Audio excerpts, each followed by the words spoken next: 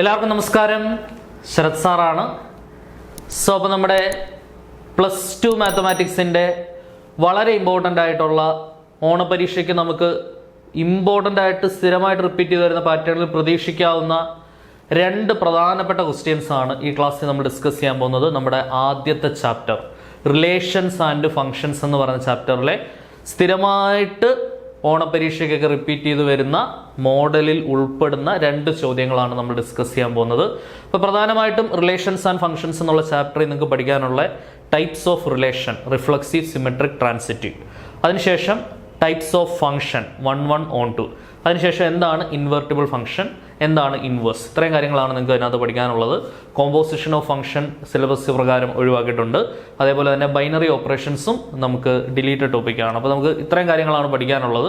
ഈ പഠിക്കാനുള്ളതിനകത്തു നിന്ന് നമുക്ക് പ്രതീക്ഷിക്കാവുന്ന പ്രധാനപ്പെട്ട 2 ചോദ്യങ്ങൾ നമുക്ക് നോക്കിയോ. ശ്രദ്ധിക്കുന്നത്, let A is equal to set A B C and R എന്ന് പറയുന്ന റിലേഷൻ എയിൽ നിന്ന് എയിലേക്ക് ഡിഫൈൻ ചെയ്യപ്പെട്ടിട്ടുണ്ട്. Be a relation defined by, ആ ഡിഫൈൻഡ് ആയിട്ടുള്ള റിലേഷൻ അവർ പ്രൊവൈഡ് ചെയ്തിട്ടുണ്ട്. R is equal to A A B B C C. R reflexive ആണോ എന്നാണ് ക്വസ്റ്റ്യൻ. ശ്രദ്ധിച്ചിരിക്കണം, എന്താണ് റിഫ്ലക്സീവ് റിലേഷൻ എന്ന് പറഞ്ഞാൽ, അതായത് എയിൽ നിന്ന് എയിലേക്ക് തന്നെ റിലേഷൻ ഉണ്ടെങ്കിൽ, എ റിലേറ്റഡ് ടു എ ആണെങ്കിൽ നമുക്കത് റിഫ്ലക്സീവ് ആണെന്ന് പറയാം. ഈ എ എന്ന് പറയുന്നത് ഇപ്പം എ ടു എയിലേക്ക് ഡിഫൈൻ ചെയ്യപ്പെട്ട റിലേഷൻ ആയിരിക്കണം. അവിടെ ഇമ്പോർട്ടൻ്റ് ആയിട്ട് ഓർത്തിരിക്കേണ്ട മറ്റൊരു കാര്യം, ഈ small A for all small A belongs to capital A ആയിരിക്കണം. ഈ സ്മോൾ എ ക്യാപിറ്റൽ എക്കകത്ത് ഉണ്ടായിരിക്കുകയും വേണം. അങ്ങനെയാണെങ്കിൽ എയിൽ നിന്ന് എയിലേക്ക് തന്നെ റിലേഷൻ ഉണ്ടെങ്കിൽ നമുക്ക് എന്ത് പറയാം, ആർ ഈസ് റിഫ്ലക്സീവ് അല്ലെ, ആർ ഈസ് റിഫ്ലക്സീവ്. അതായത് നമുക്ക് പ്രൊവൈഡഡ് ആയിട്ടുള്ള സെറ്റിനകത്തുള്ള എല്ലാ എലമെന്റ്സിനും ആ എലമെന്റിലോട്ട് തന്നെ ഒരു റിലേഷൻ ഉണ്ടായിരിക്കണം. അങ്ങനെയുള്ള റിലേഷനെയാണ് നമ്മൾ റിഫ്ലക്സീവ് റിലേഷൻ എന്നുള്ള പേരിട്ട് വിളിക്കുന്നത്. അപ്പോൾ ഇവിടെ നമ്മൾ നോക്കുകയാണെങ്കിൽ ഇവിടെ എയും ബിയും സിയും ആണ് എ സെറ്റിനകത്തുള്ള എലമെന്റ്സ്. അപ്പോൾ റിലേഷനകത്ത് എ ഉണ്ടായിരിക്കണം, ബി ഉണ്ടായിരിക്കണം, സി ഉണ്ടായിരിക്കണം. ശരിയല്ലേ? അത് ക്ലിയർ ആയിട്ടുണ്ടല്ലോ. റിലേഷനകത്ത് എ, ബി, ബി, സി ഉണ്ട് അല്ലേ? അതായത് നമുക്ക് ധൈര്യമായിട്ട് എഴുതി വയ്ക്കാം, A, B, B, C belongs to relation for all എയും ബിയും സിയും നമ്മൾ എവിടെ നിന്ന് എടുത്തേ, ബിലോങ്സ് ടു എ. ക്യാപിറ്റൽ എയിൽ നിന്ന് എ ബി സി എടുത്താൽ എയും ബി ബിയും സി സിയും റിലേഷനകത്തുണ്ട്, റിലേഷനകത്ത് അവൈലബിൾ ആണ്. therefore ക്ലിയർ ആയിട്ട് നമുക്ക് എന്ത് പറയാം, ആർ എന്ന് പറഞ്ഞ റിലേഷൻ എന്താണ്, റിഫ്ലക്സീവ് ആയിട്ടുള്ള റിലേഷനാണ്. ആർ എന്ന് പറഞ്ഞ റിലേഷൻ റിഫ്ലക്സീവ് ആയിട്ടുള്ള റിലേഷനാണ്.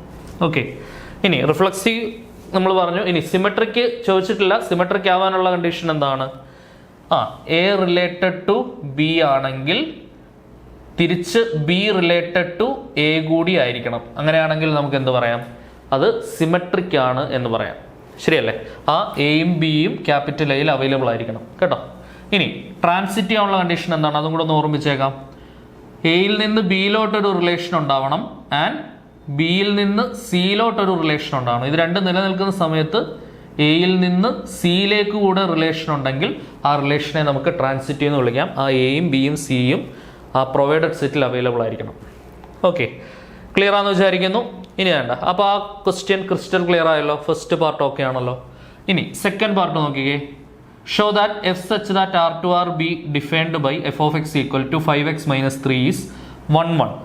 ശ്രദ്ധിക്കണം, ഇതേപോലെ ഒരു polynomial function, first degree polynomial function എല്ലായ്പ്പോഴും 1, 1 ആയിരിക്കും. അത് നിങ്ങൾക്ക് ഓർത്ത് വയ്ക്കാവുന്നതേ ഉള്ളൂ. 1, 1 ആണെന്ന് ഷോ ചെയ്യാനായിട്ട് നമ്മൾ ഉപയോഗിക്കുന്ന ഒരു ഷോർട്ട് ട്രിക്ക് എന്ന് പറയുന്നത് ഇതാണ്. F of x1 is equal to, F of X എന്ന് പറഞ്ഞൊരു ഫസ്റ്റ് ഡിഗ്രി പോളിനോമിയൽ ഫംഗ്ഷൻ വന്നു കഴിഞ്ഞാൽ F of x1 is equal to F of x2 എന്ന് നമ്മൾ അങ്ങ് ഇക്വേറ്റ് ചെയ്യും.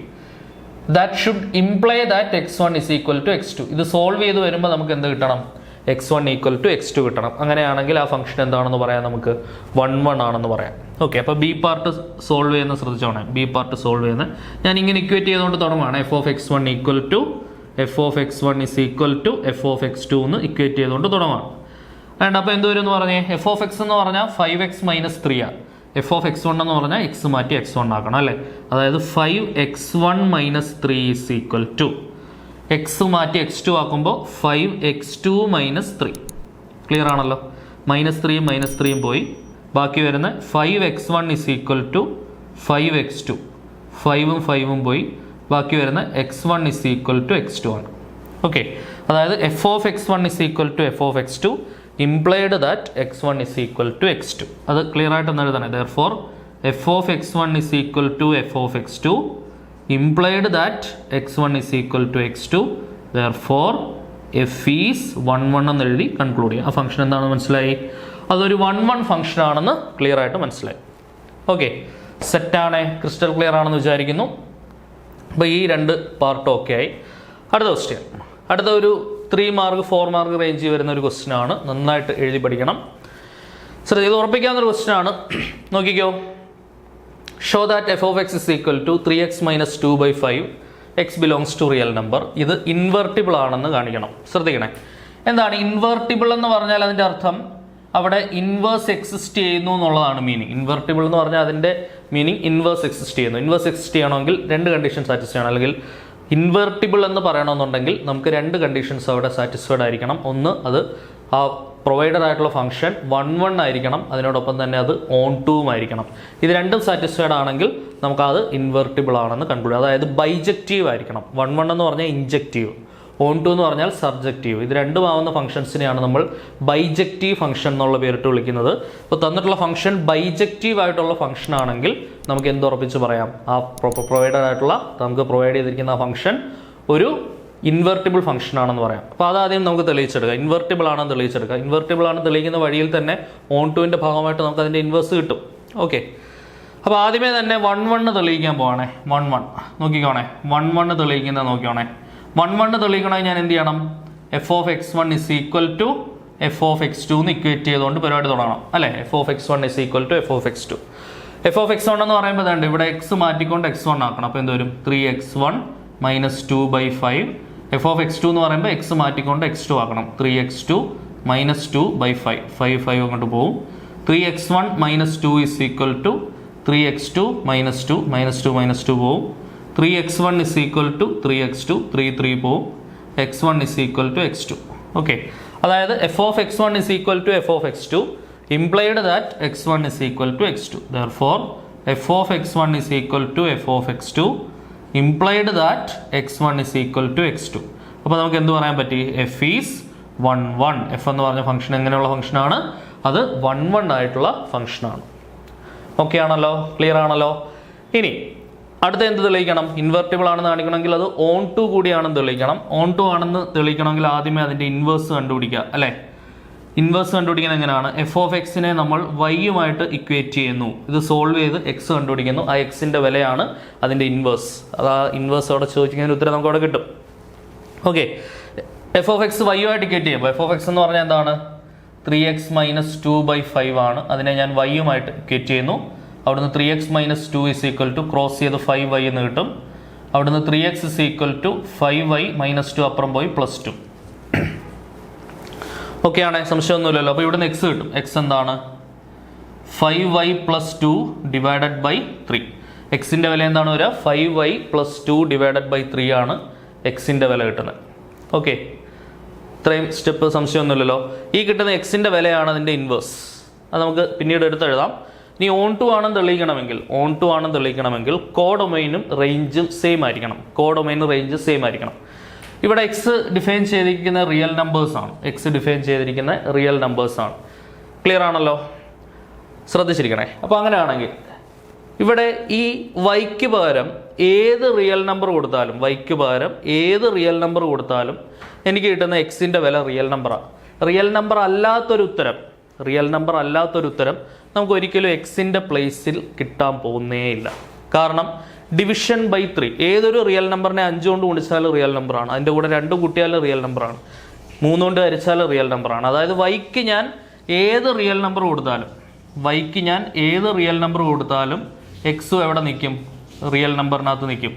അതായത് തീർച്ചയായിട്ടും നമുക്ക് അവിടെ എടുത്തു പറയുന്നൊരു കാര്യം, കോഡൊമൈനും റേഞ്ചും എന്തായിരിക്കും? സെയിം ആയിരിക്കും. ഇനി കോഡൊമൈനും റേഞ്ച് സെയിം ആവാത്തത് എപ്പോഴൊക്കെയാണെന്നും കൂടെ ഒന്ന് ഓർത്ത് വെച്ചോണേ. ഇനി ഇവിടെ ഞാൻ വൈക്ക് വാല്യൂ സബ്സ്റ്റിറ്റ്യൂട്ട് ചെയ്യുന്ന സമയത്ത് എക്സ് ഡിഫൈൻഡ് ആവാത്ത കേസുകൾ വരാം. അങ്ങനെ ഡിഫൈൻഡ് ആവാത്ത കേസുകൾ സ്റ്റാൻഡേർഡ് 2-3 ഓർത്തിരിക്കണം. ഒന്ന് റൂട്ടിനകത്ത് നെഗറ്റീവ് വരുന്ന കേസ്, അത് ഡിഫൈൻഡ് ആയിട്ടുള്ള ഒരു കേസ് അല്ല. ഡിവിഷൻ ബൈ 0 വരുന്ന കേസ്, അത് ഡിഫൈൻഡ് ആയിട്ടുള്ള കേസ് അല്ല. ഈ സോ കോൾഡ് പ്രശ്നങ്ങളൊന്നും ഇല്ലെങ്കിൽ ലോഗരിതത്തിനകത്ത് നെഗറ്റീവ് വരുന്ന കേസോ ലോഗരിതത്തിനകത്ത് 0 വരുന്ന കേസോ അതും ഡിഫൈൻഡ് കേസ് അല്ല.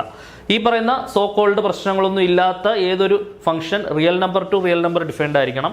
Natural number to natural number defined ആവുന്ന കേസ് അല്ല. Real number to real number defined ആയിട്ടുള്ള ഏത് ഫംഗ്ഷനും അത് 1 1 ഓൺ 2 ആയിരിക്കും ഫസ്റ്റ് ഡിഗ്രി പോളിനോമിയലാണെങ്കിൽ. അത് സ്റ്റാൻഡേർഡ് ആയിട്ട് നിങ്ങൾക്ക് ഓർത്ത് വെക്കാവുന്നേ ഉള്ളൂ. അത് തെളിയിച്ചെടുക്കുന്നത് ഇങ്ങനെയാണ്. അങ്ങനെയാണെങ്കിൽ നമുക്ക് പറയാം therefore കോഡൊമൈൻ, ഇത് കോഡൊമൈൻ എന്ന് പറയുന്ന എല്ലായ്പ്പോഴും എന്തിന് ഈക്വൽ ആയിരിക്കും? റേഞ്ചിന് തുല്യമായിരിക്കും. Codomain is equal to range. ഇതാണ് ഓൺ ടു ആണെന്ന് തെളിയിക്കാനുള്ള പ്രാധാന്യാർഹിതമായ കണ്ടീഷൻ. ഇത് കറക്റ്റായിട്ട് പഠിച്ചു വെക്കണം. What is the condition for a function is said to be onto എന്ന് ചോദിക്കുകയാണെങ്കിൽ ആ ഫംഗ്ഷന്റെ കോഡൊമൈനും റേഞ്ചും എന്തായിരിക്കണം? സെയിം. ഇവിടെ കോഡൊമൈനും റിയൽ നമ്പർ തന്നെയാണ്, റേഞ്ചും റിയൽ നമ്പർ തന്നെയാണ്. കാരണം വൈക്ക് ഏത് വാല്യൂ കൊടുത്താലും എനിക്ക് കിട്ടുന്ന ഉത്തരം റിയൽ നമ്പറാണ്. കൊടുക്കുന്ന വാല്യൂസ് എല്ലാം റിയൽ നമ്പറാണ്, കിട്ടുന്ന ഉത്തരം എല്ലാം റിയൽ നമ്പറാണ്. കോഡൊമൈൻ ഇവിടെ റിയൽ നമ്പറാണ്, റേഞ്ചും റിയൽ നമ്പറാണ്. ഓക്കെ, സോ കോഡൊമൈനും റേഞ്ചും സെയിം ആണെന്ന് മനസ്സിലായി. കോഡൊമൈൻ റേഞ്ചും സെയിം ആയതുകൊണ്ട് therefore എന്ത് പറയാം? F is onto. F എന്ന് പറഞ്ഞ ഫംഗ്ഷൻ എന്താണ്? ഓൺ ടു ആയിട്ടുള്ള ഒരു ഫംഗ്ഷനാണ്.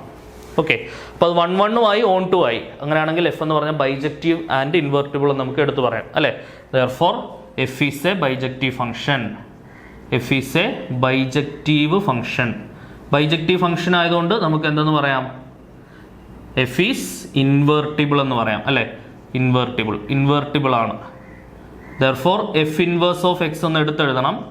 ഫംഗ്ഷന്റെ ഇൻവേഴ്സ് നമ്മൾ ഇപ്പോൾ കണ്ടുപിടിക്കുന്ന ഈ എക്സിന്റെ വാല്യൂ ആണ് ആ ഫംഗ്ഷന്റെ ഇൻവേഴ്സ്. നമ്മൾ ഓൺ ടുവിന്റെ ഭാഗമായിട്ട് കണ്ടുപിടിക്കുന്ന f of X equal to y എന്ന് ഇക്വേറ്റ് ചെയ്ത് കണ്ടുപിടിക്കുന്ന എക്സിന്റെ വിലയാണ് അതിന്റെ ഇൻവേഴ്സ് എന്ന് പറയുന്നത്. ശരിയല്ലേ? ആ ഇൻവേഴ്സ് എന്ന് എടുത്തെഴുതണം. എഫ് ഇൻവേഴ്സ് ഓഫ് എക്സ് എന്ന് പറയുന്നത് വൈ റീപ്ലേസ് ചെയ്തുകൊണ്ട് എന്താക്കണം?